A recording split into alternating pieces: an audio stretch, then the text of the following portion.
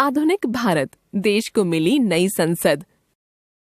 दीवारों और गलियारों में अखंड भारत की झलक, समुद्र मंथन जैसी कलाकृतियां और देश के महानायकों और सांस्कृतिक विविधता को दर्शाती संसद भवन की नई इमारत आधुनिक भारत के साथ विरासत का सुंदर समागम है।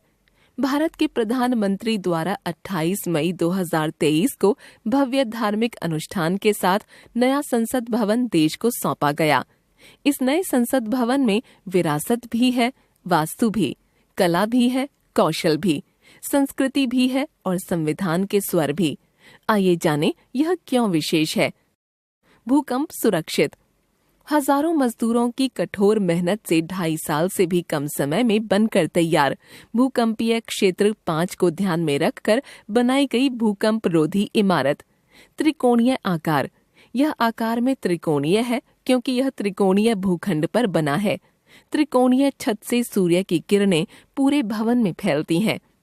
भारत भर से सामग्री। निर्माण में भारत भर से लाई गई सामग्री का उपयोग धौलपुर के बलुआ पत्थर, जैसलमेर के ग्रेनाइट, नागपुर की सागौन की लकड़ी, भदोही के कालीन। इसके अतिरिक्त मुंबई के शिल्पकारों द्वारा बनाए गए वास्तुशिल्प के डिजाइन। संविधान सभागार। नए भवन में बनाया गया संविधान सभागार, जहां भारतीय लोकतंत्र की यात्रा का दस्तावेजीकरण किया गया है। राष्ट्रीय प्रतीक या चिन्ह। लोकसभा कक्ष के आंतरिक हिस्से की नक्काशी राष्ट्रीय पक्षी मोर पर आधारित और राज्यसभा का आंतरिक हिस्सा राष्ट्रीय पुष्प कमल पर आधारित। अशोक स्तंभ का सिंह भवन के शीर्ष पर स्थापित। प्रवेश द्वार पर अशोक चक्र और सत्यमेव जयते शब्द पत्थरों पर अंकित। भवन में गैलरी। शिल्प नामक गैलरी में सभी भारतीय राज्यों की मिट्टी से बने बर्तन, वस्त्र प्रतिष्ठान और स्थापत्य भारत के प्रतिष्ठित स्मारकों को प्रदर्शित किया गया है। इस गैलरी में योग आसन भी समाहित है। डिजिटलीकरण की ओर। सदनों में डिजिटल उपकरण लगे हैं। कई भाषाओं में कार्यवाही सुनी पढ़ी जा सकती है। पेपरलेस भवन, सदस्यों के लिए बायोमेट्रिक की सुविधा।